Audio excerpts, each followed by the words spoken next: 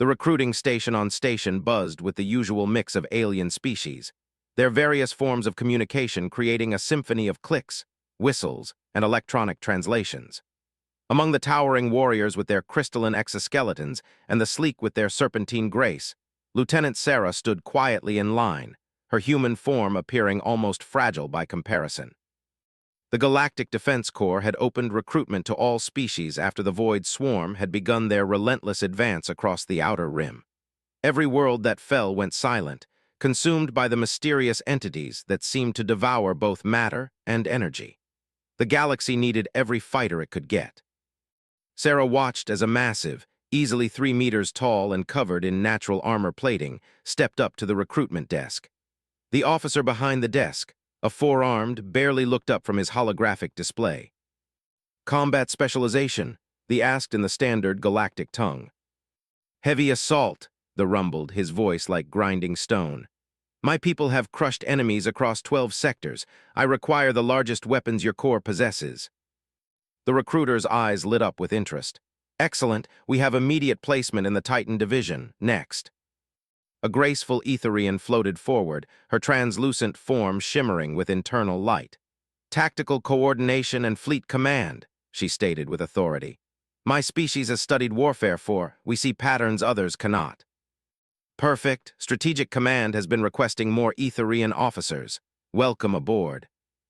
One by one, the impressive aliens stepped forward, each boasting of their species' legendary combat abilities. The Saurians spoke of their unmatched reflexes and predator instincts.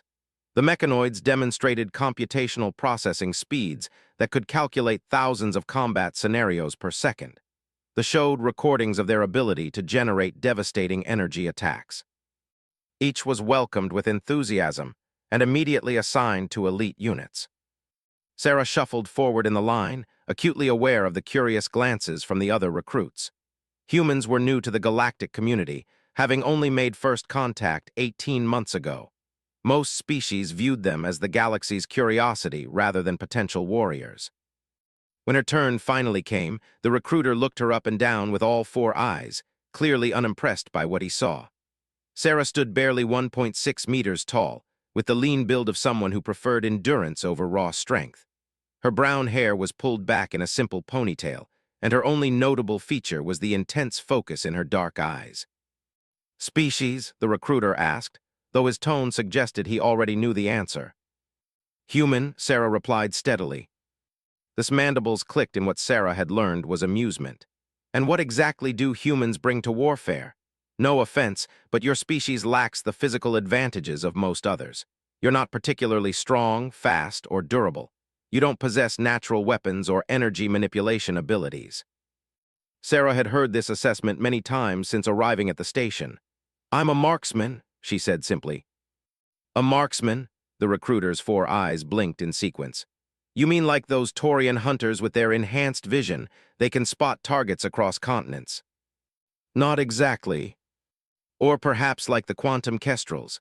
Their temporal perception allows them to predict exactly where a target will be before it moves there." "No, sir." He leaned back in his chair. "Then what makes you think you can compete with species that have evolved specifically for combat?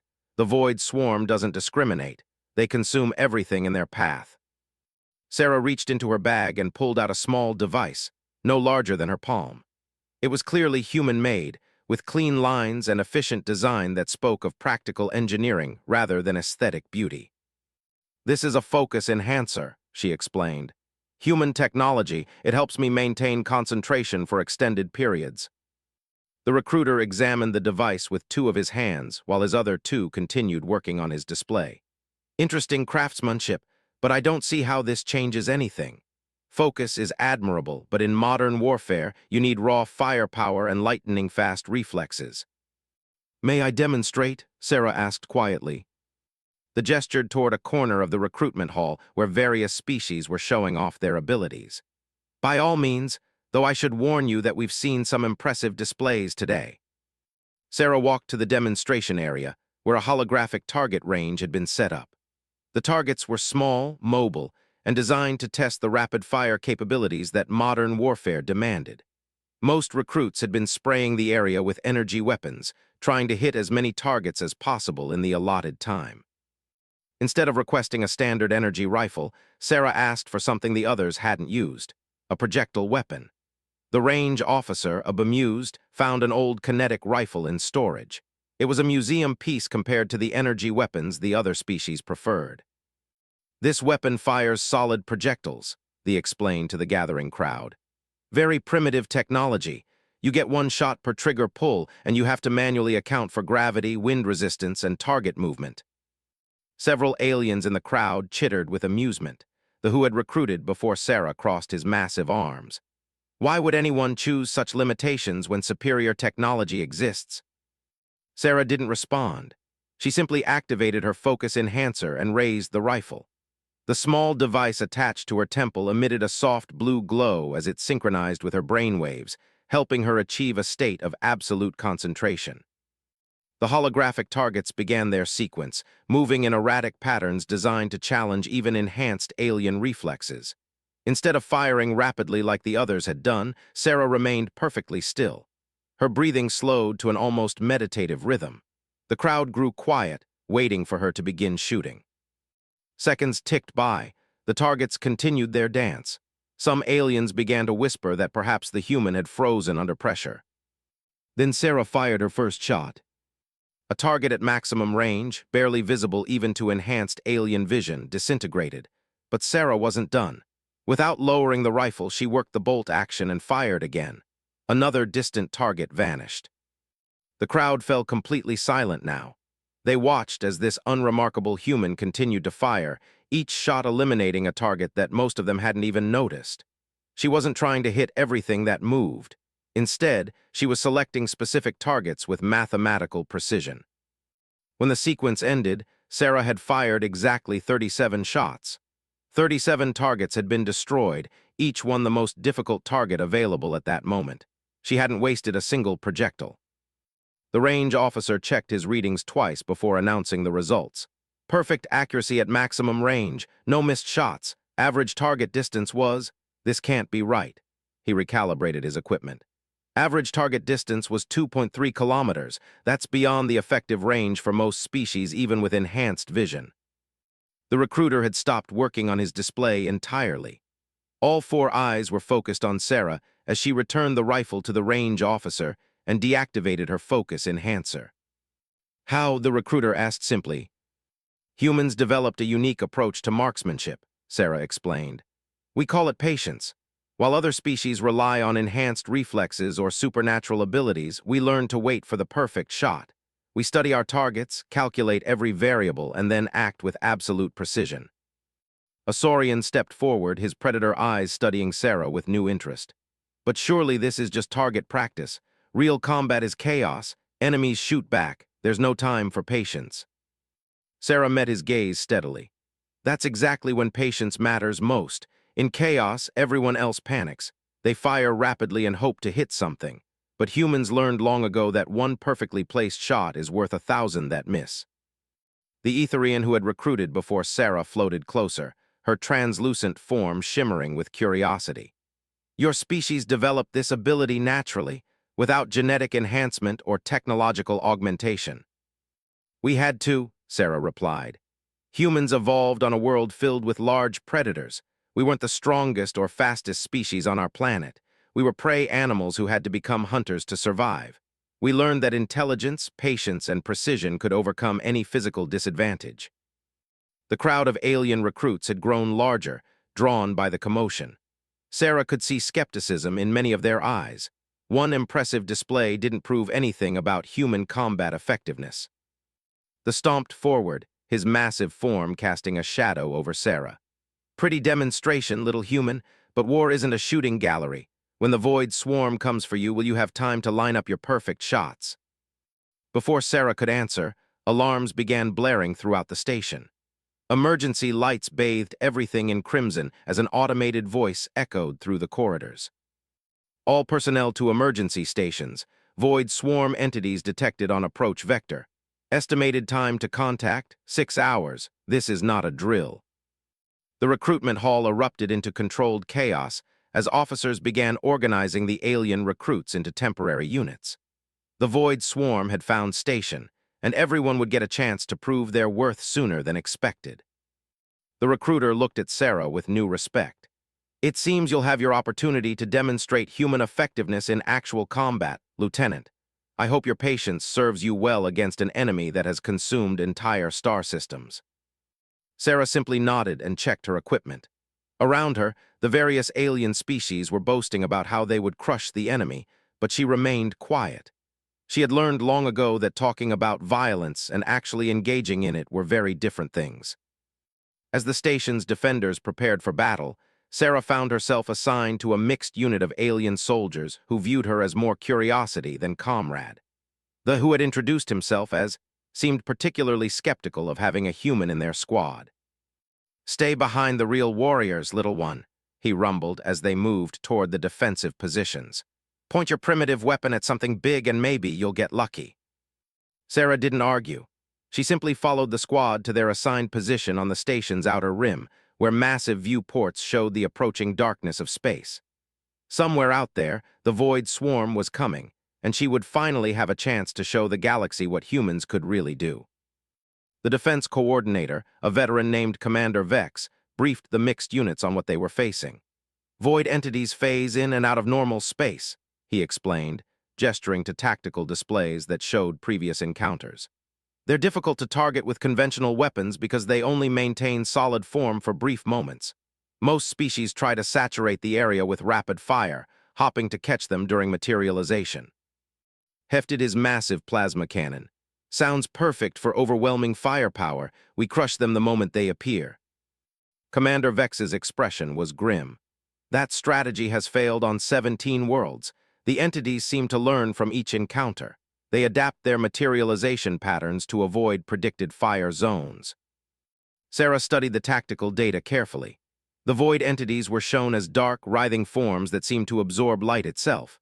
When they attacked, they focused on critical infrastructure, always striking at the exact points that would cause maximum damage. They weren't mindless destroyers. They were intelligent and surgical in their approach. "How long do they maintain solid form when they materialize?" Sarah asked. Commander Vex checked his notes. "Typically between 0.3 and 0.7 seconds, not long enough for aimed fire with most weapons."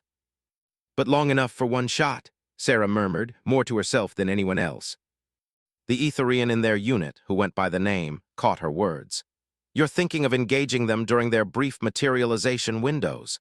That would require predicting exactly when and where they'll appear."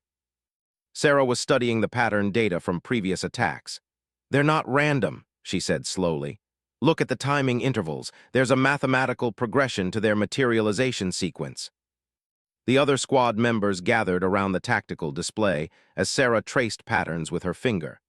"They attack infrastructure in order of strategic importance, but they don't materialize randomly.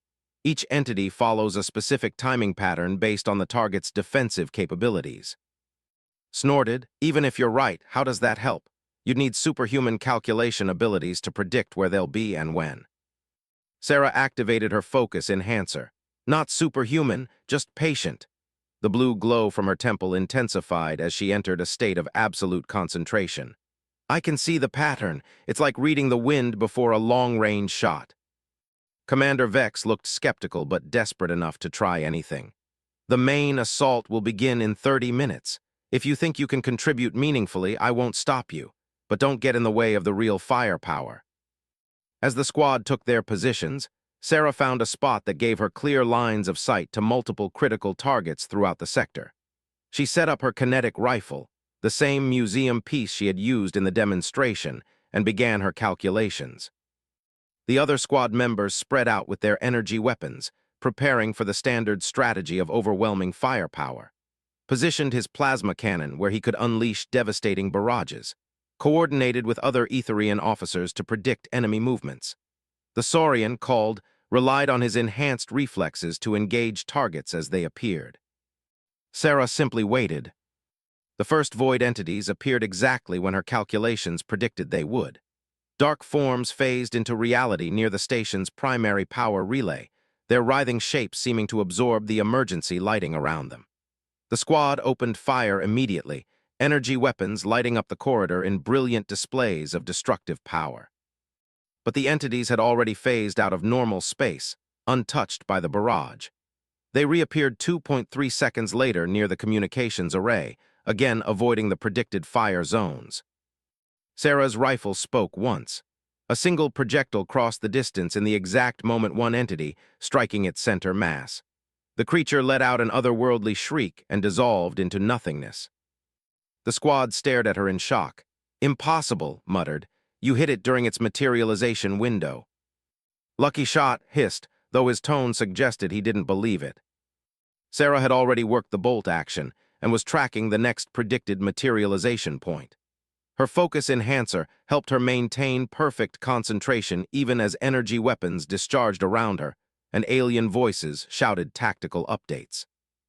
The next entity appeared exactly where and when she had calculated. Her rifle fired, and another void creature ceased to exist. By the time the main assault was over, Sarah had eliminated 11 entities with 11 shots.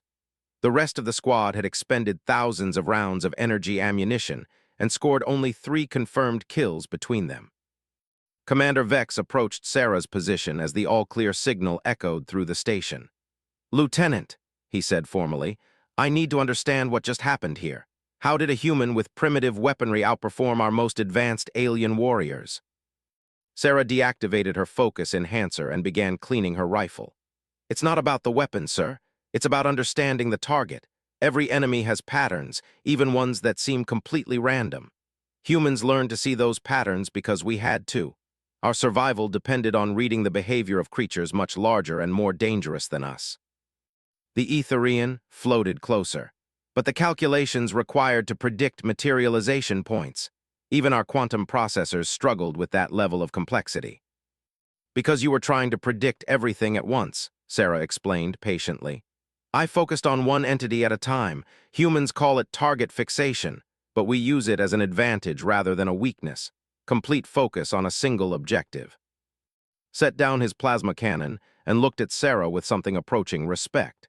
"Your species faced creatures that could phase in and out of reality." "Not exactly," Sarah admitted. "But we faced animals that could move so fast they seemed to disappear and reappear. Predators that could hide so well they were invisible until the moment they struck. We learned that patience and observation could overcome any physical advantage." As the station's crew began damage assessments, word of the humans' performance spread quickly through the ranks. Officers from other species requested briefings on human marksmanship techniques. The recruitment office received dozens of requests for information about human capabilities. Sarah found herself summoned to meet with Admiral, a distinguished who commanded the sector's defenses. The Admiral's serpentine form coiled behind his desk as he reviewed combat footage from the engagement. "Most impressive, Lieutenant," Admiral said, his forked tongue flicking the air as he spoke. "I've reviewed the tactical data 3 times, and I still don't fully understand how you achieved such precision under combat conditions." "My people have a saying, Admiral, slow is smooth and smooth is fast. We learned that taking time to do something correctly is faster than doing it wrong multiple times." The Admiral's scaled head tilted in consideration. "Your performance suggests that human marksmanship techniques could be valuable against the Void Swarm. I'm authorizing the formation of a specialized human unit. You'll train other humans in these techniques and deploy as a precision strike team." Sarah felt a mixture of pride and responsibility. "I'll need access to detailed tactical data from previous Void Swarm encounters, and I'll need humans who already understand the fundamentals of marksmanship." "Anything you require," the Admiral assured her. "The Void Swarm has been advancing unchecked for too long. If human patience and precision can give us an advantage, then that's what we'll use." As Sarah left the Admiral's office, she passed the recruitment hall where new alien volunteers were still demonstrating their abilities. The recruiter who had initially dismissed her approached, with all 4 arms spread in a gesture of respect. "Lieutenant," he said formally, "I owe you an apology. I failed to recognize the value of human capabilities." Sarah paused and considered his words. "You weren't wrong about humans lacking physical advantages. We're not the strongest or fastest species in the galaxy, but we learned something else during our evolution. We learned that the most dangerous opponent isn't always the biggest or fastest one, Sometimes it's the one who thinks differently than everyone else. The recruiter's mandibles clicked thoughtfully. Your species survived by developing mental advantages rather than physical ones. We survived by refusing to give up, Sarah corrected gently. Even when we were outmatched, even when everyone said we couldn't win, we found a way. That's the real human advantage. We don't know when to quit. As Sarah walked away to begin forming her specialized unit, she reflected on the day's events. The galaxy had laughed at human focus and patience, dismissing them as primitive approaches to modern warfare. But when the shooting started, those same qualities had proven their worth. The Void Swarm had consumed worlds defended by the galaxy's most advanced warriors. They had adapted to every conventional tactic and overcome every species that faced them. But they had never encountered humans before. They had never faced an enemy that would wait hours for the perfect shot, or one that could find patterns in apparent chaos. Sarah smiled as she began planning her team's training regimen. The galaxy was about to learn what humans had always known. Sometimes the smallest advantage, applied with perfect precision at exactly the right moment, could change everything. The war against the Void Swarm was far from over. But for the first time since the attacks began, the galaxy's defenders had hope. And that hope came from an unremarkable human with an old rifle and the patience to use it properly. The next phase of Sarah's mission would test everything she believed about human capabilities. She would need to find other humans who shared her dedication to precision and train them to face an enemy that had never been defeated. The galaxy was counting on human patience to succeed where alien strength had failed. As she began composing her request for personnel, Sarah whispered the words that would become her team's motto. Target locked, shot called, mission accomplished. It was time to show the universe what the Terran Precision Corps training facility on station occupied what had once been a cargo bay. Sarah surveyed the space that would become home to humanity's first specialized military unit in the Galactic Defense Corps. 43 humans had answered her call for volunteers, each bringing their own interpretation of what marksmanship meant to their species. Among them stood a former police sniper from New Detroit whose steady hands had ended 3 hostage situations without civilian casualties, had hunted dangerous game on the frontier worlds, tracking creatures that could camouflage themselves perfectly against any background. David brought experience from Earth's military academies, where human tactical doctrine was still being written. Each volunteer had their own story, but they all shared one common trait, the ability to remain calm under extreme pressure. Sarah watched as her new recruits examined their assigned weapons with varying degrees of confusion. The Galactic Defense Corps had provided them with standard energy rifles, sleek weapons that could fire hundreds of charged projectiles per minute. Most alien species considered these the pinnacle of personal combat technology. "These aren't right," said, hefting the energy weapon awkwardly. "The balance is off, there's no weight to it." Nodded agreement. "It's like holding a toy. How are you supposed to feel the shot?" Sarah had expected this reaction.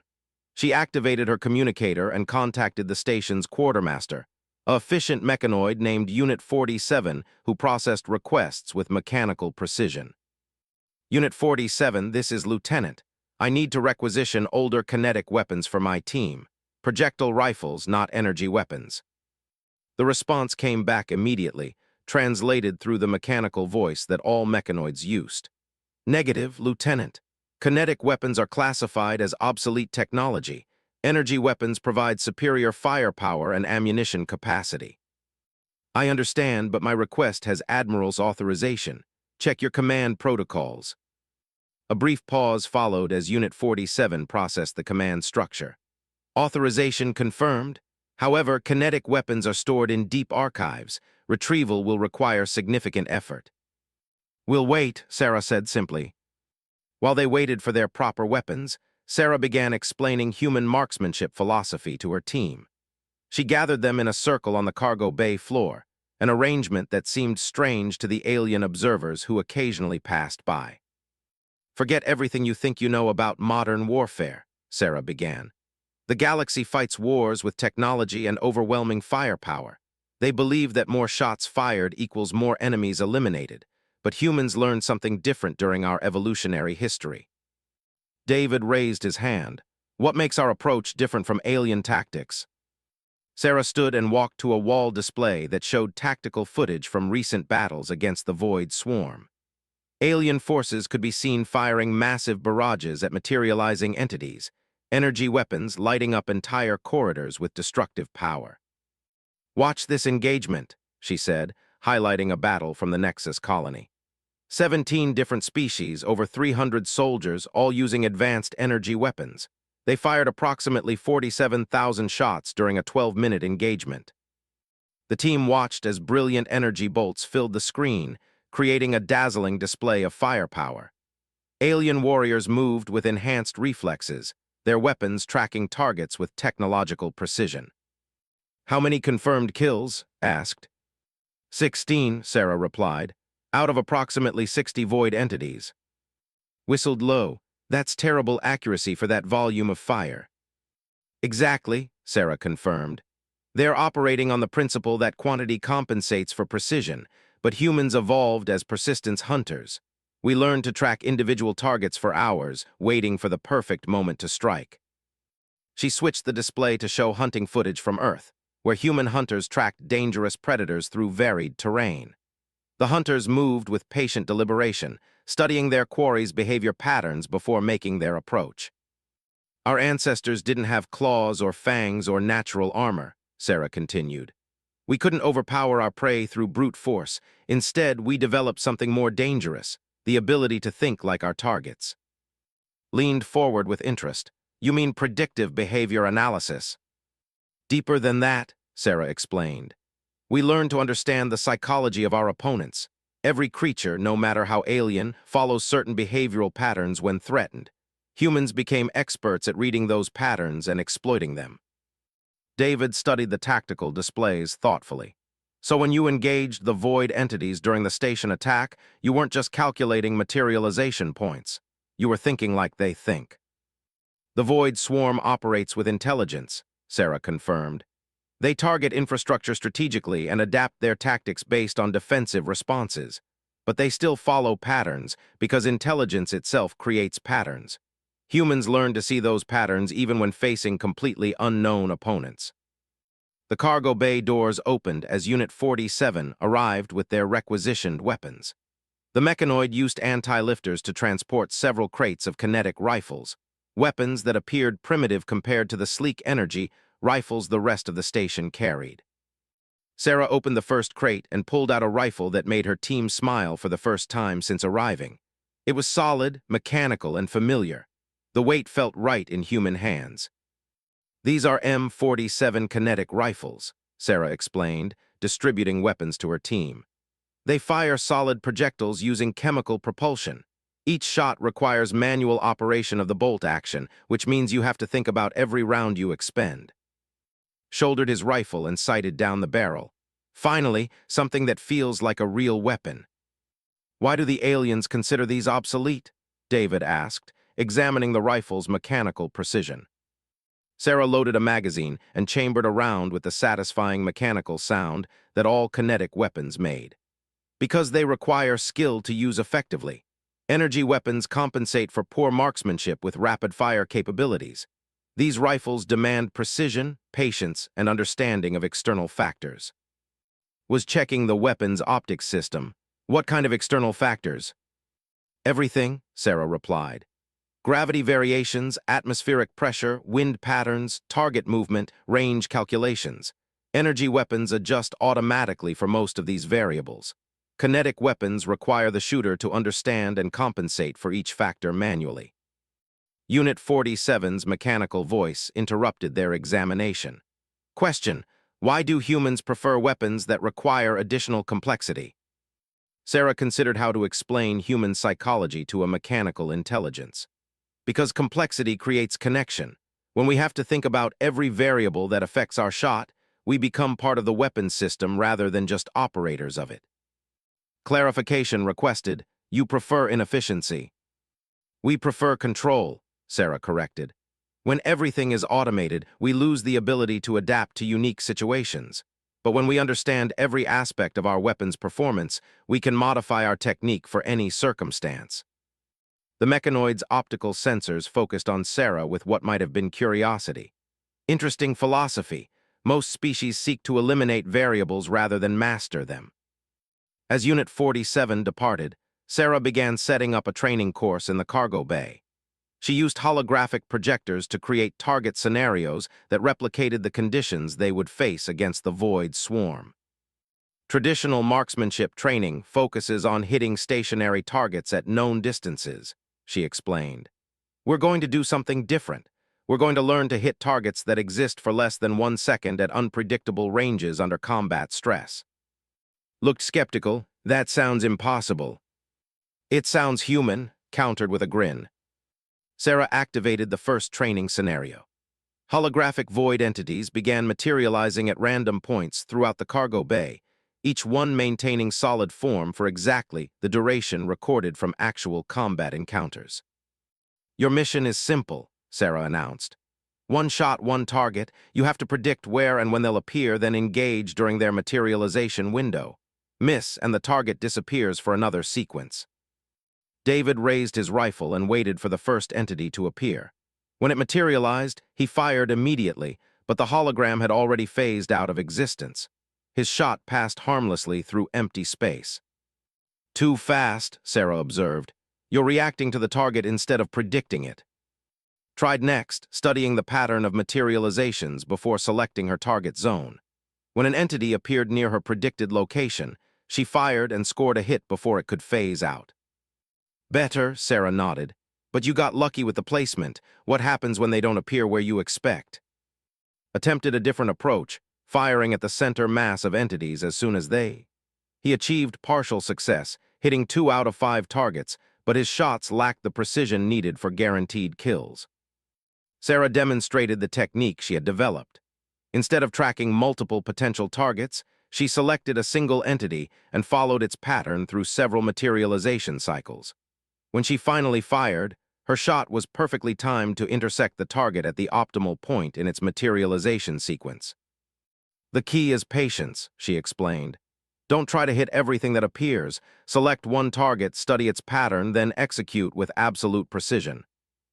Over the following hours, the team began to understand the difference between reactive shooting and predictive marksmanship. Reactive shooting relied on fast reflexes to engage targets as they appeared. Predictive marksmanship required understanding the target's behavior well enough to be waiting in the right place at the right time. Proved to be a natural at pattern recognition, probably due to her experience hunting camouflaged prey. It's like tracking something through dense forest, she explained. You don't see the animal directly, but you can predict where it will go based on terrain and behavior. David applied his military training to tactical analysis, calculating probability zones and engagement windows. We need to think of each void entity as having a preferred materialization pattern. They're not random. They're following tactical doctrine we don't understand yet. Brought urban combat experience to the problem. In hostage situations, you only get one shot. If you miss or wound the target, civilians die. This is the same principle scaled up to galactic warfare. As the team's skills improved, Sarah introduced additional complications. She added multiple entity types with different materialization patterns, simulated combat stress through environmental hazards, and required them to engage targets while under fire from defending alien forces. The training attracted attention from other units stationed on station. Alien soldiers would pause at the cargo bay entrance to watch humans practicing with their primitive weapons. Most seemed amused by the complexity of the training scenarios. Commander, who had served with Sarah during the station defense, visited during one training session. He watched as David successfully engaged 3 targets in sequence, each shot timed to perfection. Impressive precision, admitted grudgingly. But how will this translate to actual battlefield conditions? Real combat involves chaos, fear, and unpredictable variables. Sarah paused the training simulation and faced the massive alien warrior. That's exactly why this approach works. When chaos erupts, most soldiers default to spraying fire and hopping to hit something. But humans trained in precision marksmanship become calmer under pressure, not more frantic. How can you claim to become calmer when threatened? Asked. Most species experience heightened aggression and accelerated responses during combat. Stepped forward, her rifle held with casual competence. Because we've learned to channel stress into focus. When we're threatened, we don't panic, we concentrate harder. Gestured at the holographic training area. But this is still artificial.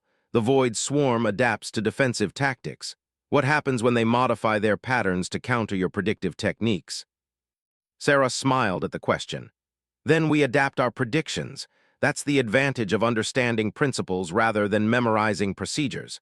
We don't just learn to hit specific targets in specific ways. We learn to read any opponent and develop appropriate responses. To demonstrate, Sarah activated an advanced training scenario that introduced random variables and adaptive enemy behavior. The holographic void entities began modifying their materialization patterns in response to successful hits, creating increasingly complex engagement sequences.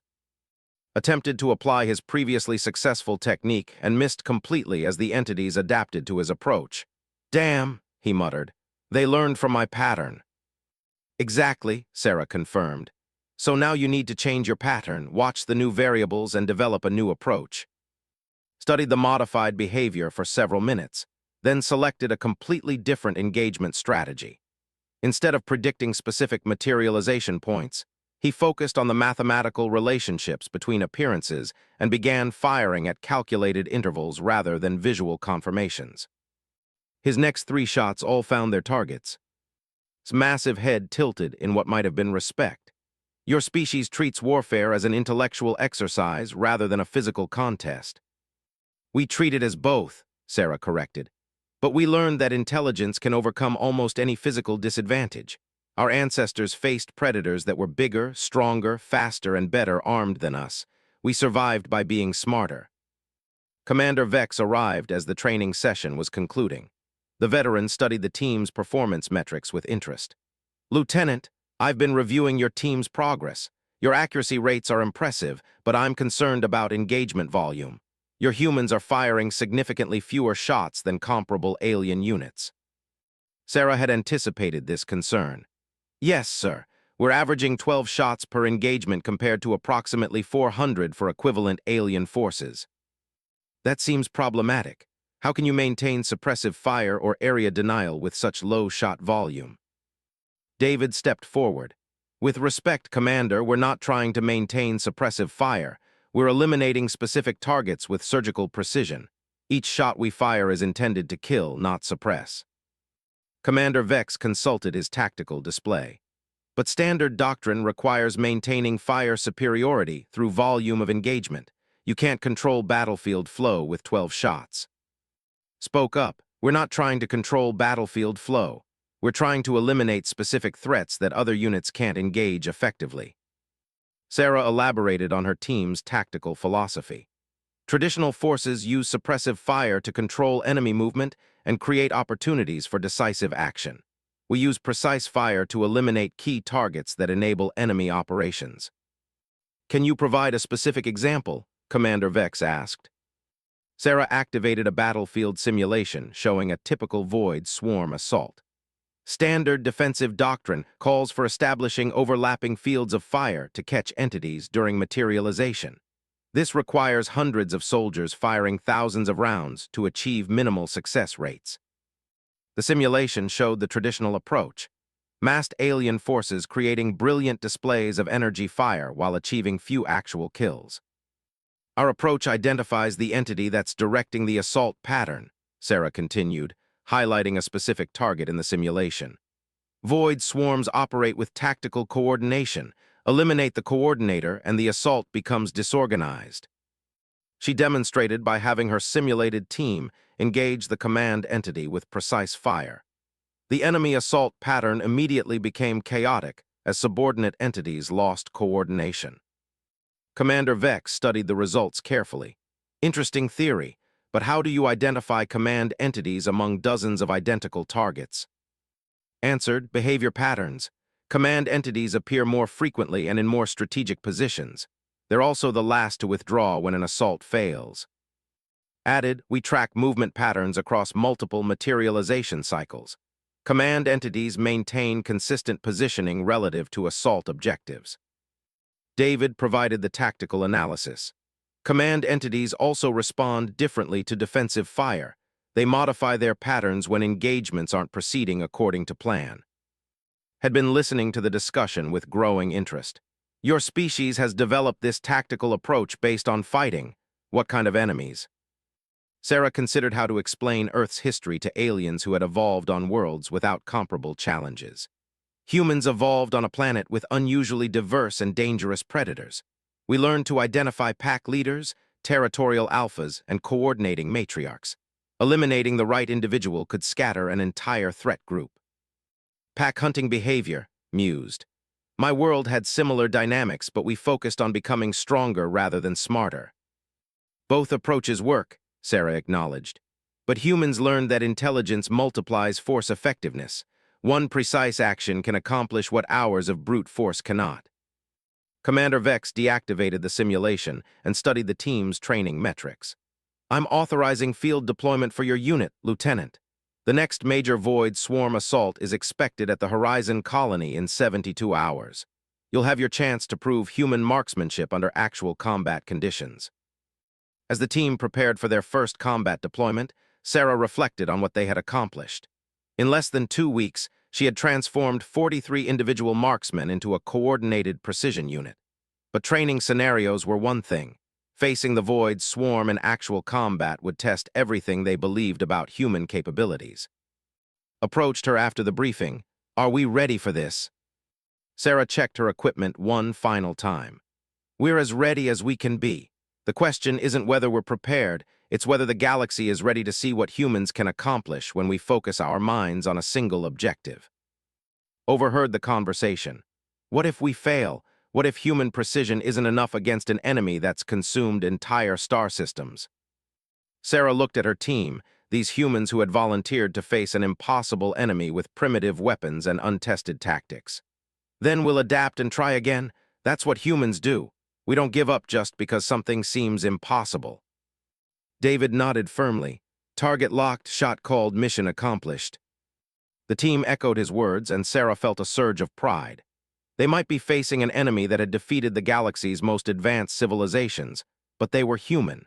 They had survived ice ages, predators, natural disasters, and countless other challenges by refusing to accept defeat. The Void swarm was about to discover what humans had always known.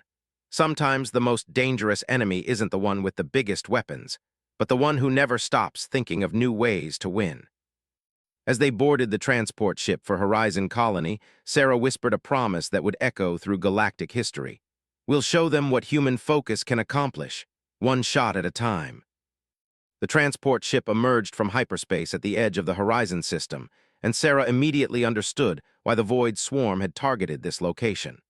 Horizon Colony represented everything the galaxy valued: technological advancement, diverse cooperation, and strategic importance. 3 planets hosted research facilities where dozens of species worked together on quantum technology, while the system's asteroid belt contained the largest mining operation in the sector. Admiral's briefing had been sobering. Previous Void swarm assaults on similar targets have resulted in complete consumption within 18 hours, he had explained. Standard defensive doctrine calls for evacuating civilian populations and establishing orbital defensive positions. But Sarah had studied the tactical reports from those evacuations. The Void swarm adapted to evacuation procedures, targeting escape routes and relief ships with surgical precision. Running from this enemy only delayed the inevitable. The Terran Precision Corps would be trying something the galaxy had never attempted: hunting the Void swarm. Colonel, the station's Etherian defense coordinator, met them at the docking bay. Her translucent form shimmered with what Sarah had learned to recognize as stress patterns among her species. Lieutenant, Colonel said, her voice carrying the musical quality typical of Etherian communication. I've reviewed your tactical proposals, and I must express serious concerns about your intended deployment strategy. Sarah had expected resistance to her operational plan. What are your specific objections, Colonel? You're requesting deployment beyond our defensive perimeter, Colonel explained, gesturing toward tactical displays that showed Horizon's defensive arrangements. Standard protocol places all forces within overlapping defensive fields where they can provide mutual support. Stepped forward. With respect, Colonel, mutual support requires forces that can effectively engage the same targets. Our capabilities are fundamentally different from conventional units. Colonel's form flickered with uncertainty. But deploying beyond the perimeter means you'll be isolated when the assault begins. If your unconventional tactics fail, you'll be completely cut off from reinforcement or extraction. David studied the tactical displays carefully. Colonel, where do standard defensive positions expect to engage void entities? Within 800 meters of critical facilities, Colonel replied. Close enough to provide overlapping fields of fire, but far enough to avoid collateral damage from our own weapons. Whistled low. That's practically point-blank range for kinetic weapons. No wonder conventional forces have trouble with accuracy. They're trying to hit fast-moving targets at minimum engagement distances. Sarah activated her own tactical display, showing engagement ranges for precision marksmanship. We need deployment positions between 2 and 5 kilometers from primary targets. That gives us time to track enemy patterns and engage during optimal windows. Colonel's stress patterns intensified, but those positions are completely exposed. You'll be in the open when entities begin materializing around you. That's the point, Sarah explained patiently. Conventional forces try to hide from the enemy and then engage them. We're going to position ourselves where we can observe enemy behavior and engage them proactively. The Colonel's confusion was evident in her shifting luminescence.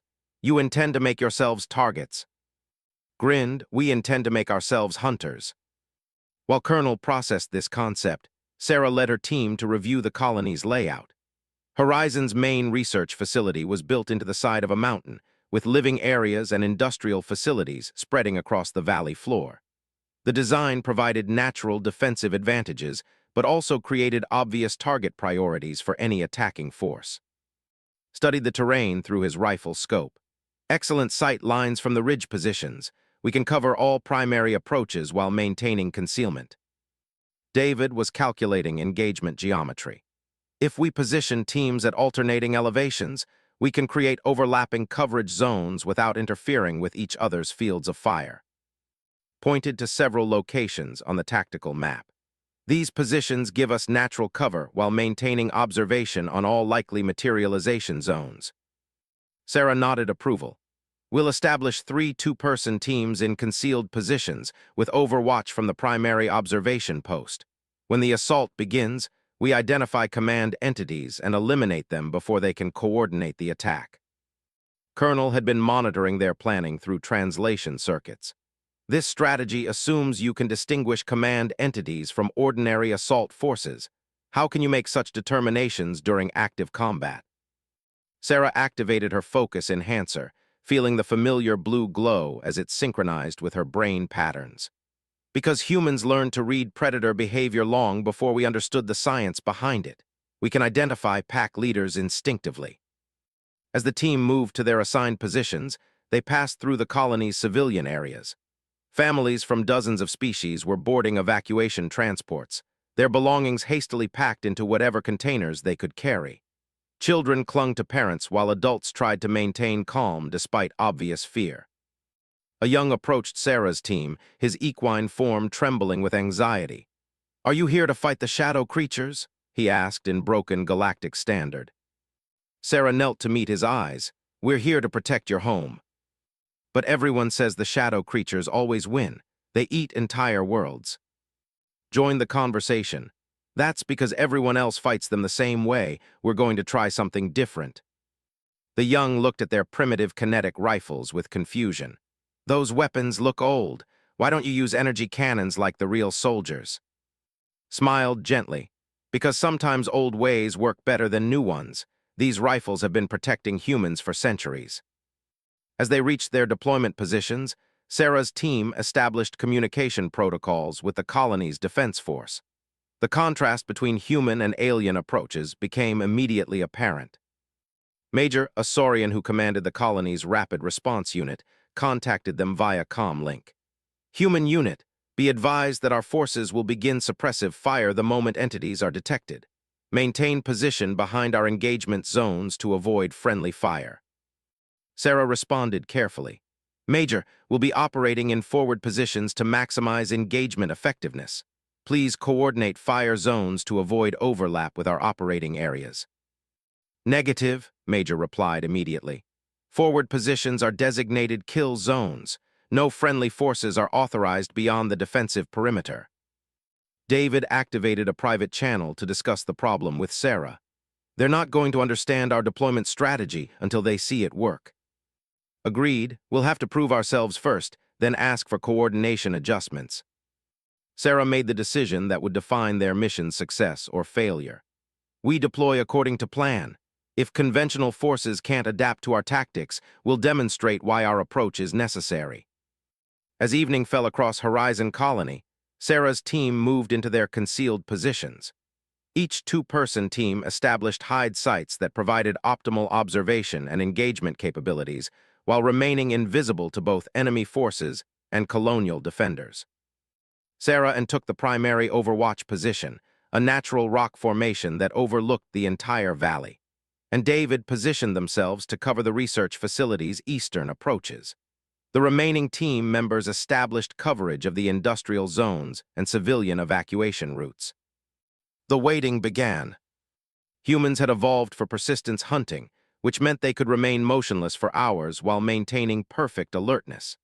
This ability had served their ancestors well when tracking dangerous prey across vast distances. Now it would serve them in tracking enemies that could materialize anywhere without warning.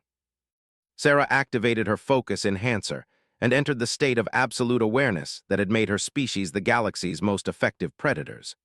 Through her rifle scope, she could observe every detail of the colony's layout while monitoring communication channels for the first signs of void swarm activity. At 3:47 hours, long-range sensors detected spatial anomalies at the system's edge. The void swarm was beginning its approach. Colonel's voice crackled through communication channels. All units to full alert, estimated contact in 27 minutes. Sarah could hear the activation of energy weapons throughout the colony as alien forces prepared for conventional defensive operations. Plasma cannons powered up with distinctive whining sounds. Force field generators created shimmering barriers around critical facilities. Automated defense turrets began tracking potential target zones. But Sarah's team remained motionless in their concealed positions, watching and waiting for their prey to reveal itself. The first entities materialized exactly where Sarah had predicted they would, near the colony's main power distribution center.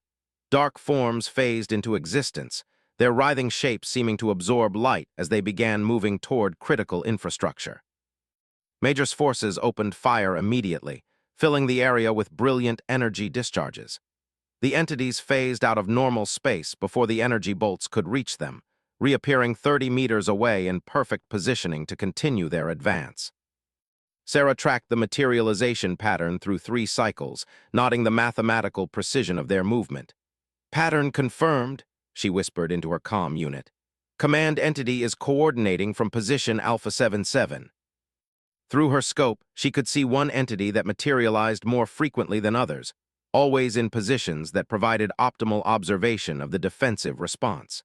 When conventional forces concentrated fire on specific areas, this entity would appear in a different location, and the assault pattern would shift accordingly. "Target acquired," Sarah reported. "Command entity, range 3.2 kilometers, wind negligible, single-shot authorization requested." Served as her spotter, tracking environmental conditions and confirming target identification. "Shot cleared. Pattern indicates target will materialize in 12 seconds at designated position." Sarah began her breathing cycle, slowing her heart rate and achieving the perfect physiological state for precision shooting. The focus enhancer helped her enter a mental condition where time seemed to slow and every detail became crystal clear. The command entity materialized exactly where her calculations had predicted it would. For 0.7 seconds, it maintained solid form while observing the defensive response and preparing to coordinate the next phase of the assault. Sarah's rifle spoke once. The kinetic projectile crossed 3.2 kilometers in 2.8 seconds, striking the command entity center mass during its materialization window. The creature let out an otherworldly shriek and dissolved into nothingness, its coordination signals ceasing immediately. Throughout the valley, the void swarm assault pattern immediately became disorganized. Entities began materializing randomly rather than in coordinated sequences. Some appeared in locations where defensive fire was concentrated, while others materialized in tactically useless positions. Major's voice came through the comm channels with confusion and excitement. Unknown contact eliminated primary target. Repeat, unknown contact scored confirmed kill on what appeared to be command element. Sarah was already tracking the next command entity that was attempting to restore coordination to the assault. Secondary target acquired, range 2.8 kilometers. His voice came through the team channel, confirming secondary command pattern from eastern position, preparing to engage coordination entity for industrial sector. David added his observation. Pattern suggests multiple command layers, eliminating primary coordinator triggered backup command structure. Sarah fired her second shot, eliminating the backup command entity just as it began to restore order to the assault. Fired simultaneously, targeting the industrial sector coordinator. Both entities disappeared in the same instant, leaving the void swarm forces completely without tactical direction. The effect was immediate and dramatic. Void entities began materializing in random locations without apparent purpose. Some appeared directly in the path of concentrated defensive fire and were eliminated by conventional forces. Others materialized in areas where they posed no threat to critical infrastructure. Colonel's voice carried amazement and confusion. This is unprecedented. Void entities are exhibiting disorganized behavior. How is this possible? Sarah continued tracking remaining targets while explaining their success. Void swarms operate with distributed command structure. Eliminate the coordination entities, and the assault becomes tactically ineffective. Major's tactical analysis came through the channels. Confirmed multiple command elements eliminated by precision fire. Enemy forces are operating without coordination. This is the first time we've observed void entities acting without apparent intelligence.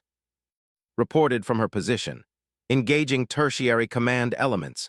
Pattern suggests they're attempting to establish emergency coordination protocols. Over the next 30 minutes, Sarah's team systematically eliminated every entity that attempted to coordinate the assault. Each time a new command structure began to emerge, precise fire from concealed positions eliminated the coordinating entity before it could restore tactical effectiveness. The void swarm, faced with constant elimination of their command elements, began a withdrawal that no defending force had ever witnessed. Entities stopped materializing near critical facilities and instead appeared at increasing distances from the colony, eventually disappearing entirely from the system. Colonel's voice carried disbelief. Void entities are withdrawing. This has never happened in any previous engagement. Major sounded equally stunned. Confirmed retreat. No void entities detected within defensive perimeter. This is impossible. Sarah deactivated her focus enhancer and began the process of returning to normal consciousness. Around her, she could hear celebrations beginning throughout the colony as defenders realized they had achieved something unprecedented. They had defeated a void swarm assault. Looked at her with admiration. How many command entities did we eliminate? Sarah reviewed her mental count. 17 confirmed kills across all team positions. Each one represented a different level of command hierarchy. His voice came through their channel from her position. Movement patterns suggest the void swarm has tactical doctrine similar to military organizations. Multiple command layers, backup coordination protocols, emergency command structures. David added his analysis, which means they can be defeated using conventional military principles. You just have to understand their command structure and target it specifically. As dawn broke across Horizon Colony, Sarah's team began moving back toward the colony center. Around them, civilian populations were returning from evacuation sites, their faces showing amazement that their homes still existed. The young who had spoken to them earlier approached as they passed through the residential area. "The shadow creatures left," he said with wonder. "Your old weapons made them go away." Smiled. Sometimes old weapons work better because they're operated by people who understand them completely. Colonel met them at the command center, her form shimmering with colors Sarah had never seen from an Etherian. "Lieutenant, I need to understand what happened here. Our tactical analysis indicates that you eliminated specific entities that were coordinating the assault." Sarah nodded. "Command entities, Every military force has them, including the Void Swarm. Eliminate the command structure and you eliminate tactical effectiveness. But how did you identify these command entities among dozens of apparently identical targets? Answered, behavior patterns. Command entities act differently than assault elements. They observe before acting, they respond to changing conditions, and they maintain positioning that provides optimal oversight of operations. Colonel's form flickered with processing this information. This suggests that the Void Swarm can be defeated using targeting strategies rather than overwhelming firepower. David nodded. Exactly. Previous defensive strategies focused on killing as many entities as possible. We focused on killing the right entities. Added, it's like hunting pack predators. You don't waste ammunition on every member of the pack. You target the alpha and the pack disperses. Colonel activated her communication systems to relay their findings to Galactic Command. This information changes everything. If Void Swarms operate with identifiable command structures, then they can be countered using precision tactics rather than area saturation. Admiral's response came through the communication channels within hours.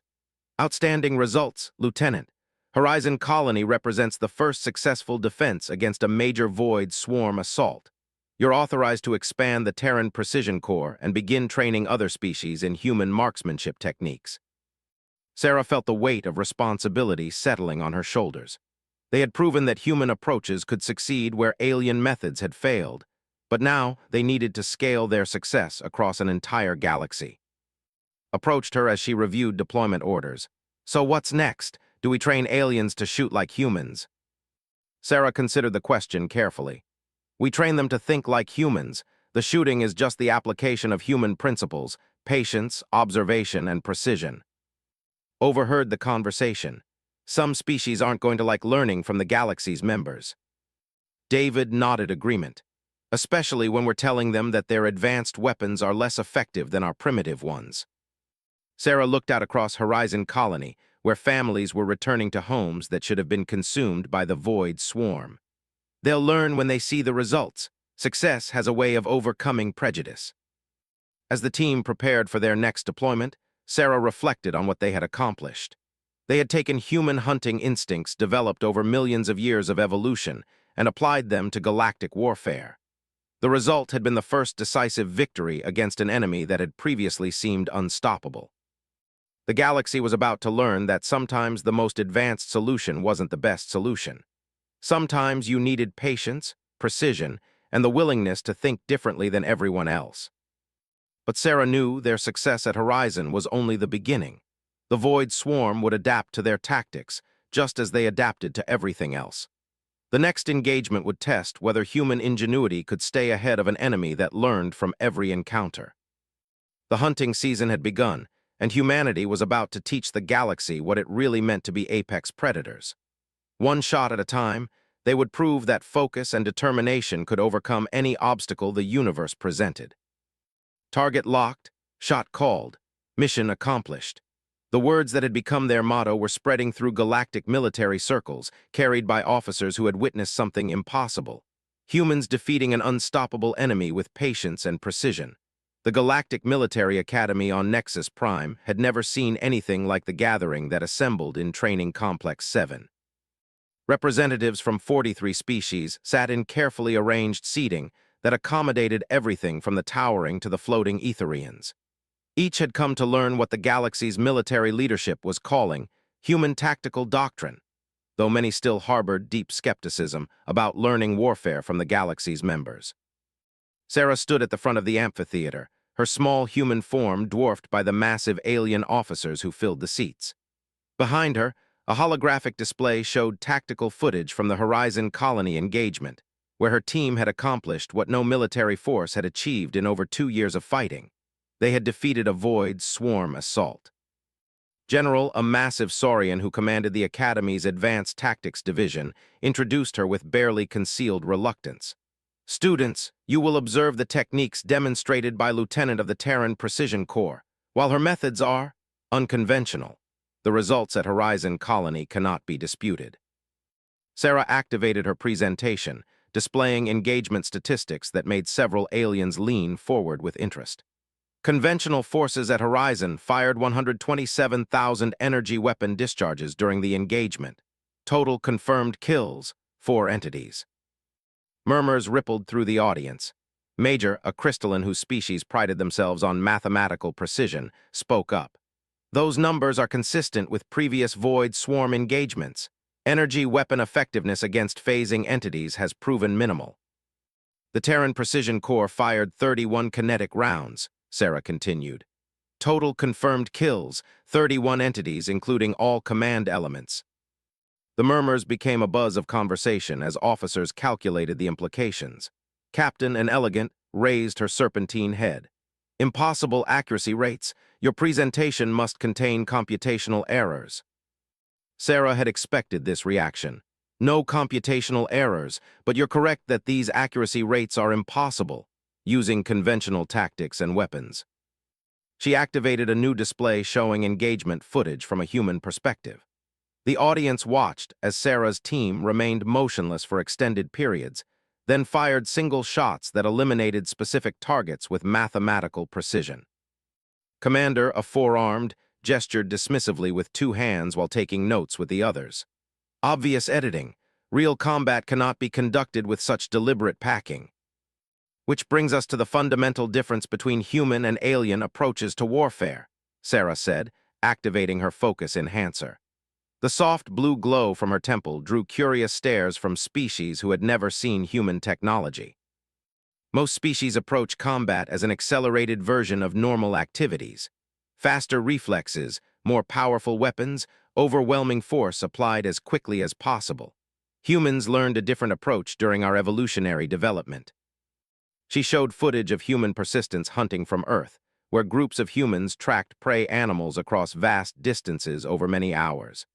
My species evolved as persistence hunters. We learned that patience and endurance could overcome any physical advantage. Major, a heavily armored, snorted with amusement. Endurance hunting is primitive behavior. Modern warfare requires advanced technology and tactical sophistication. Sarah smiled at the objection. You're absolutely right about requiring tactical sophistication. Where you're mistaken is assuming that advanced technology automatically provides tactical advantages. She activated a detailed breakdown of Void Swarm behavior patterns. Every species in this room has tried to defeat the Void Swarm using technological superiority. Enhanced sensors, more powerful weapons, faster processing speeds, automated targeting systems. The result has been consistent failure across 47 major engagements. General shifted uncomfortably. Are you suggesting that primitive human technology is superior to advanced galactic systems?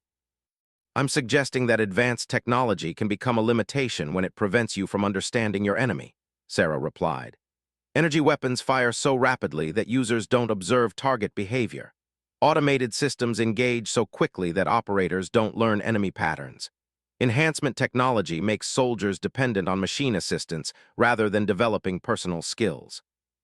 She displayed footage from multiple Void Swarm engagements, showing similar patterns of alien forces firing massive barrages without achieving meaningful results. Every species approaches these entities as targets to be destroyed through superior firepower. Humans approach them as opponents to be understood and outmaneuvered. Captain leaned forward with interest. Explain this distinction between targets and opponents. Sarah activated her tactical analysis display. Targets are objects you shoot at. Opponents are intelligent entities that adapt and respond to your actions. The Void Swarm has intelligence and organization. They coordinate their attacks, modify their tactics, and learn from each engagement. She highlighted specific behavior patterns from the Horizon engagement.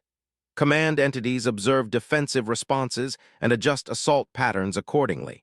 They maintain backup command structures and implement emergency protocols when primary coordination is disrupted. This is military behavior, not random destruction. Major's crystalline form brightened with understanding. You treated them as a military force with identifiable organizational structure. Exactly, Sarah confirmed. Instead of trying to kill all of them, we identified their command elements and eliminated them specifically. Destroy the command structure and you eliminate tactical effectiveness.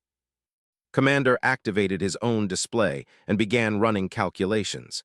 But identifying command elements among apparently identical entities would require impossible levels of pattern recognition. Stepped forward from her position with the teaching team. Not impossible for humans. We evolved to recognize behavioral differences in dangerous animals.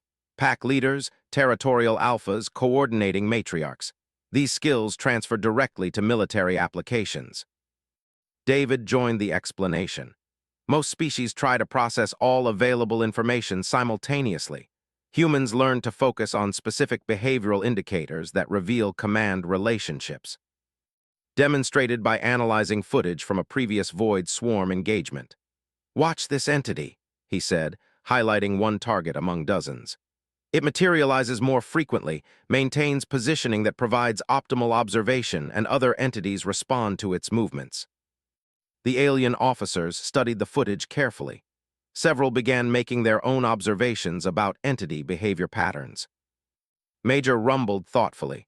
"Your species developed these recognition abilities naturally." "Through necessity," Sarah explained. "Humans survived by becoming the galaxy's most effective predators, despite lacking the physical advantages of our competitors. We learned to think like our prey, predict their behavior, and exploit their weaknesses." General activated his communication system. "This is interesting theory, Lieutenant, but can these techniques be taught to non-human species?" "That's what we're here to determine," Sarah replied. "Human marksmanship principles are based on universal concepts: patience, observation, and precision. The question is whether other species can learn to apply these concepts despite their evolutionary preferences for different approaches." She gestured toward the training area that had been prepared for practical demonstrations. "We're going to test whether alien psychology can adapt to human tactical doctrine." The training area contained holographic targets that replicated void entity behavior patterns. Unlike the rapid-fire scenarios most species were accustomed to, these targets required extended observation and precise timing to engage successfully. Captain volunteered for the first demonstration. Her reflexes were legendary throughout the galaxy, allowing her to react to threats faster than most species could even perceive them. Sarah provided her with a kinetic rifle similar to the ones used by human forces. "The key is suppressing your instinctual responses and allowing conscious analysis to guide your actions." Captain examined the weapon with curiosity. "This mechanism requires manual operation between shots." "Yes," Sarah confirmed. "That forces you to think about each round you fire. Energy weapons allow rapid firing without considering whether each shot is necessary or effective." The holographic targets began their materialization sequence. Captain immediately raised the rifle and attempted to engage the first target that appeared. Her shot missed completely as the entity phased out of existence. "Too fast," observed. "You're reacting to targets instead of predicting them." "But my reflexes are naturally enhanced," Captain protested. "Fast reaction times are advantageous in combat." Stepped forward. "Fast reactions are useful against conventional enemies, but void entities exist in phased states most of the time. You need to predict when and where they'll materialize, not react to their appearance." Sarah activated her focus enhancer and demonstrated the proper technique. Instead of firing at targets as they appeared, she studied the pattern of materializations for several cycles before selecting her engagement window. When she finally fired, her shot intersected a target that hadn't even materialized yet. The kinetic round struck the entity the instant it phased into solid form. The alien officers observed this demonstration with various expressions of amazement and confusion. Major processed the temporal calculations and announced his results. "Impossible prediction accuracy. The target appeared 0.3 seconds after the projectile was fired." "Not impossible," David corrected. "Predictable. Once you understand the mathematical relationships governing materialization sequences, you can calculate optimal engagement windows." Captain attempted the technique again, this time forcing herself to observe rather than react. She studied the pattern through multiple cycles, fighting against her instinctual preference for immediate response. On her fourth attempt, she successfully engaged a target during its materialization window. Her shot wasn't perfectly timed, but it achieved a hit that would have been impossible using conventional reactive techniques. "Interesting sensation," she reported. Suppressing instinctual responses feels contrary to natural behavior patterns. Nodded understanding. That's exactly the challenge. Human persistence hunting required suppressing immediate gratification in favor of long-term success. We learned to ignore our instincts when they conflicted with tactical necessity. Major attempted the exercise next, his massive form struggling with the precise movements required for accurate shooting. His species had evolved for overwhelming physical dominance rather than surgical precision. "This weapon lacks sufficient power," he complained after several missed shots. "My people prefer maximum destructive capability." Sarah handed him ammunition specifications. Each kinetic round delivers energy equivalent to a standard plasma bolt, but concentrated in a much smaller impact area. Precision amplifies destructive effect. Explain the physics. Energy weapons spread their destructive force across a wide area. Kinetic rounds concentrate the same energy in a projectile measuring 7.62 millimeters in diameter. The psychological effect is by the physical precision. Major studied the ammunition carefully. Concentrated force application, interesting engineering principle. When he attempted the exercise again, his approach changed completely. Instead of trying to overwhelm targets with rapid fire, he focused on placing individual shots with maximum precision. His accuracy improved dramatically. Commander proved to be the most adaptable student, using his four-armed physiology to simultaneously operate the rifle, track targets, calculate timing, and take notes. His mathematical processing abilities allowed him to understand the predictive algorithms faster than the other species. "Fascinating tactical development," he concluded after achieving consistent accuracy. "Human doctrine applies computational principles through biological processing rather than technological enhancement." Over the following hours, representatives from each species attempted to master human marksmanship techniques. Results varied dramatically based on evolutionary background and psychological conditioning. Species that had evolved as hunters adapted more quickly to patient observation and predictive shooting. The who had developed persistence hunting similar to humans achieved proficiency within minutes of instruction. Species that had evolved as prey animals struggled with aggressive targeting, but excelled at threat assessment and pattern recognition. The Etherians could identify command entities almost instantly, but required extensive training to engage them effectively. Technological species like the mechanoids found the manual weapon operation primitive, but appreciated the mathematical precision required for success.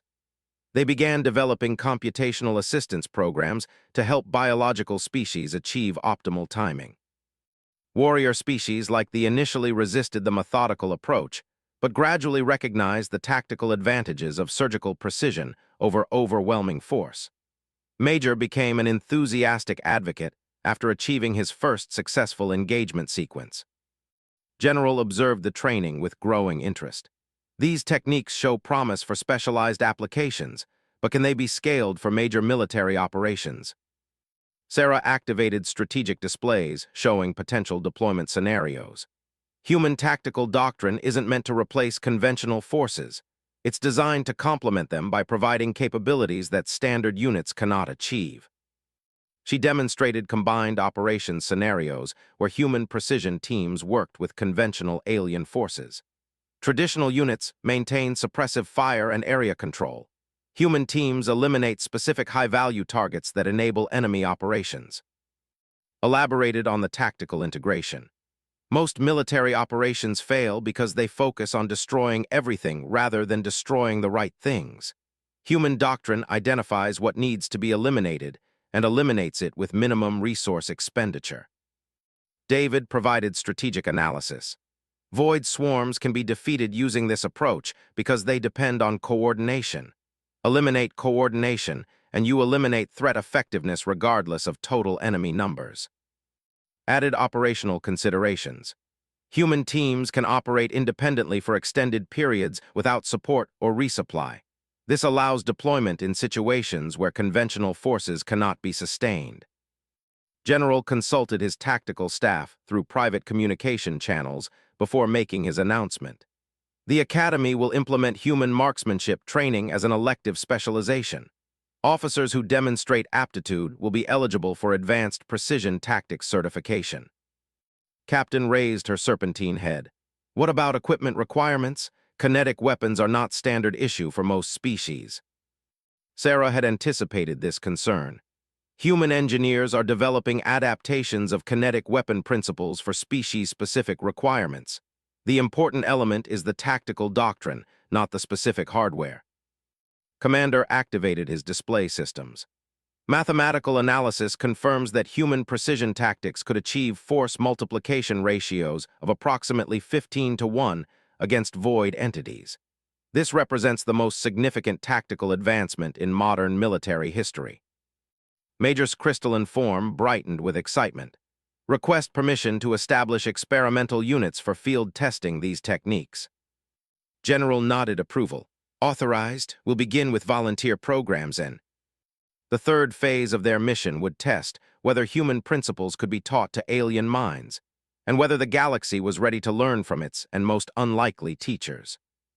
The second phase of their mission was about to begin, and with it, humanity's chance to prove that patience and precision could overcome any obstacle the universe presented. The galaxy had laughed at human capabilities, but the laughter was about to turn into something else entirely. Respectmans could really do when they focused their minds on a single objective. The laughing had stopped, now the real work could begin.